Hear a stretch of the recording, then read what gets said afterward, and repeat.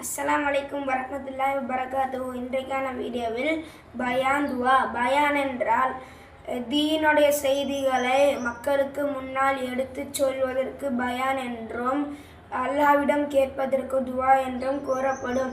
நஹ்மதுஹு வ நுஸல்லி அலா ரசூலுல் கரீம் அம்மா பஅத்.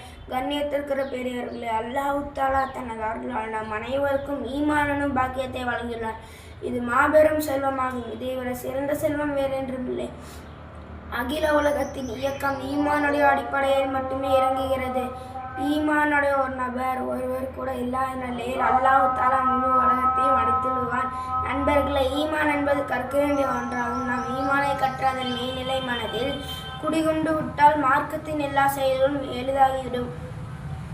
ஆனால் ஈமான் பலவீனப்பட்டு விட்டால் எல்லா செயல்களும் கடினமாக தோன்றும். சஹாபாக்கள் எல்லாரும் கூறினார்கள், முதலில் நாங்கள் ஈமானை கற்றோம், அதற்கு பின்பு குர்ஆனை கற்றோம்.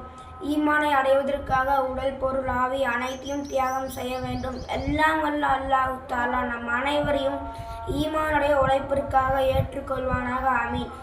ஆஹிரு தஅவானா அனில் ஹம்துலில்லாஹி ரப்பில் ஆலமீன். ஜஸாக்கல்லாஹ். Thank you for watching.